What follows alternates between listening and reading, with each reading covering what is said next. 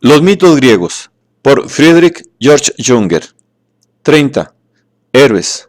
Los oráculos. No existe oráculo que no tenga contacto con el daimonión, con el numen de la divinidad o de los héroes. Este contacto es la condición de su existencia. Mientras el nomos esté incluido en el numen, mientras el nomos basileus de Zeus impere sobre toda ley, sobre todo orden, el oráculo será imprescindible. Es la solución a la duda, la salida al apremio, el punto de consulta, el lugar de la pregunta dirigida al numen. De ahí que los oráculos estén en todas partes y que intervengan en la vida. La adivinación, la capacidad de presentir lo divino, el poder de presagiar, solo puede ser entendida en cuanto el hombre tiene conocimiento del numen. Escucha la voluntad de la divinidad y se convierte en su portavoz. Es una convicción generalizada que todo hombre posee el don de la adivinación. Es un don innato y ha sido dado y puede ser fortalecido si se desarrolla, puesto que existe una escuela de adivinación. No obstante, la facultad adivinatoria no es igual en todos, ni está despierta por igual en todos. En algunos está dormitando. A nadie se le ocurriría no preocuparse por ello ni prestarle atención. En el oráculo de incubación, en el oráculo de signos, en el oráculo hablado, a cada uno se le ofrece la oportunidad de comprobar y demostrar su poder adivinatorio.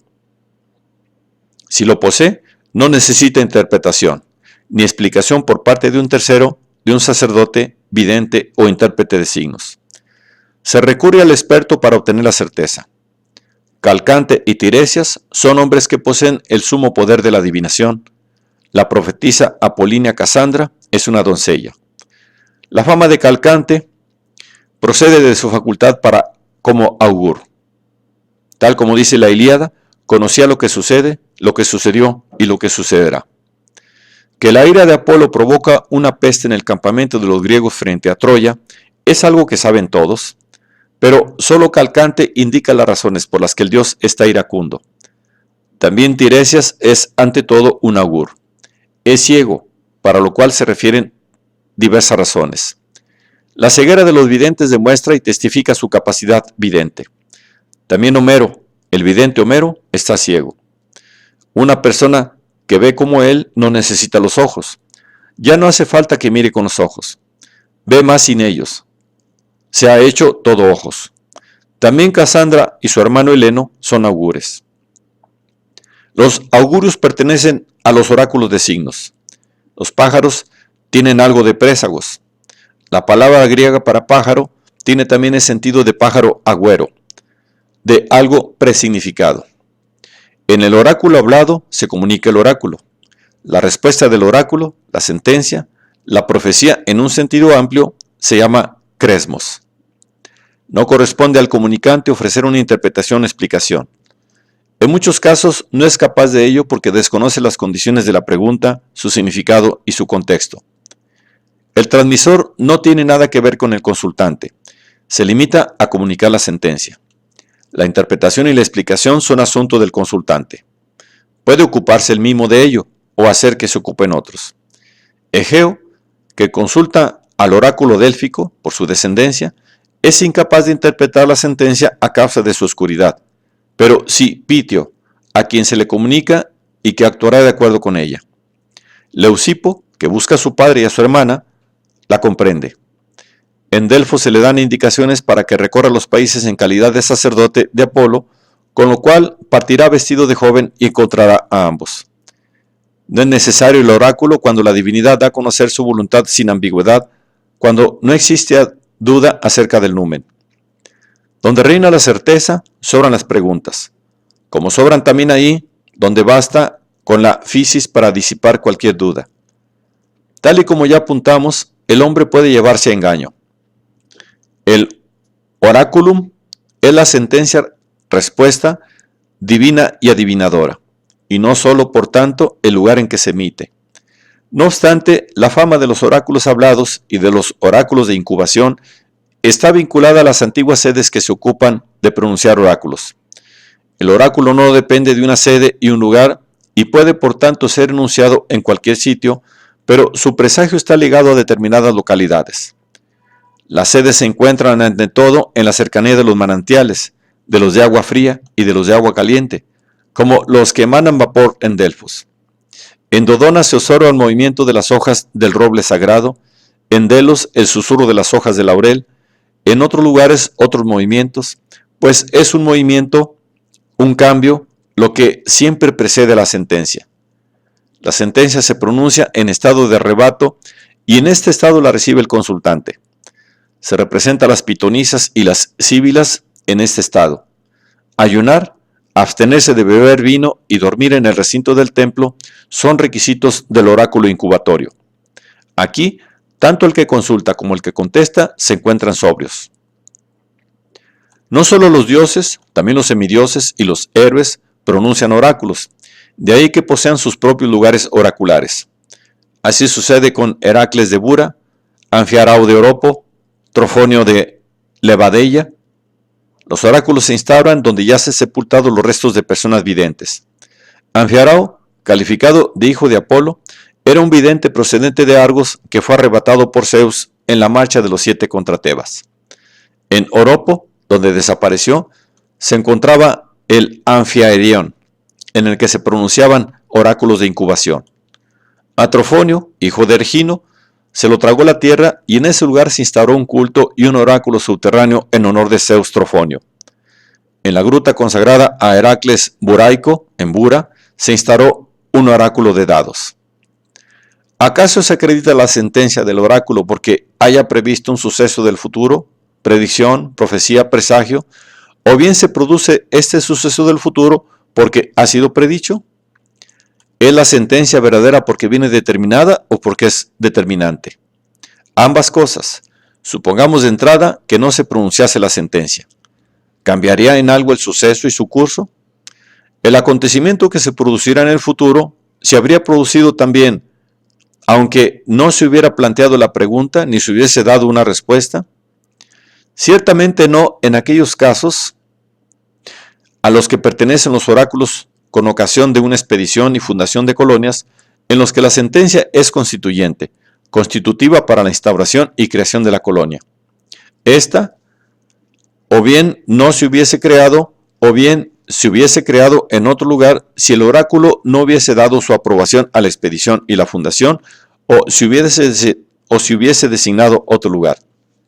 Están incluidos todos aquellos casos en los que la enunciación del oráculo tiene como consecuencia la actuación del propio consultante, pues de entrada la sentencia lo convierte en actuante, y además el dicho y el hecho forman una totalidad indivisible.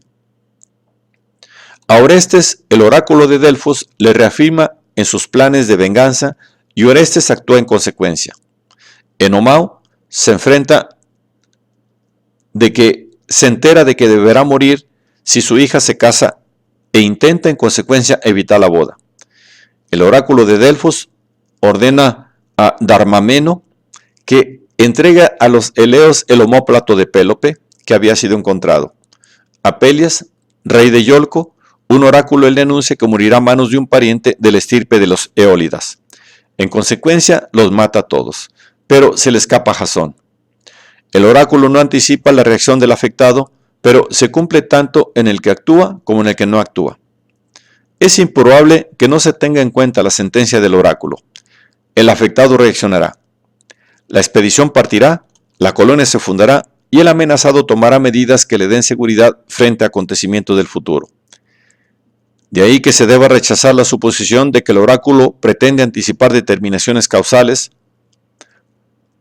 como vemos en la segunda vista o segunda visión, porque todavía no existen en el ámbito de un acontecimiento como este y por tanto no pueden tener nada de determinante.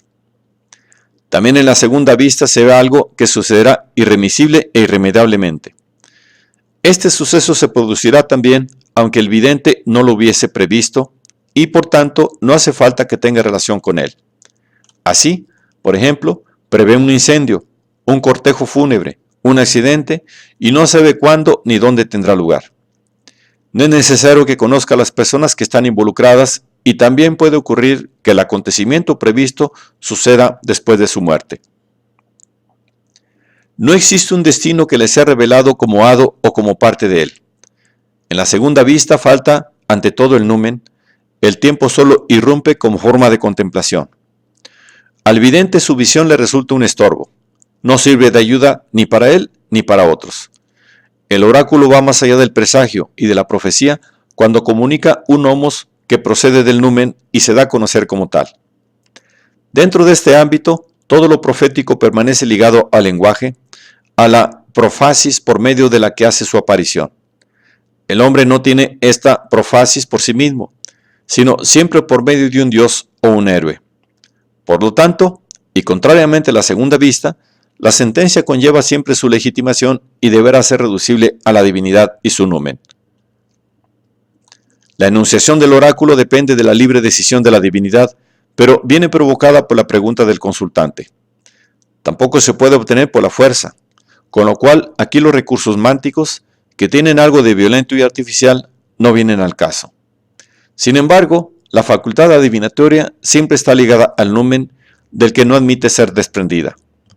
Lo dudoso y cuestionable que en la época histórica afecta a los oráculos, y lo ilusorio y engañoso que en la época romana se asocia a la disciplina de los augures y los arúspices, se debe a que dependen del numen y a que, en un mundo en el que el numen está desapareciendo, acaso ya no pueden existir intactos. Donde el numen retrocede, los oráculos incubatorios, los hablados y los de signo pronto dejan de existir. En su lugar surgen la astrología y los sistemas caldeo y egipcio de cálculo, que llenarán esos espacios vacíos que han abandonado el daimonión y el numen.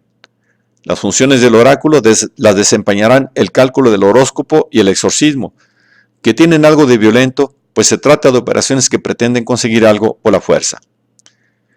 La idea de que los antiguos oráculos son infalibles, de que aquello que enuncian acontece de hecho, le parece inconcebible a la mayoría. Por eso prefiere creer en conocimientos particulares de las circunstancias o en artificios.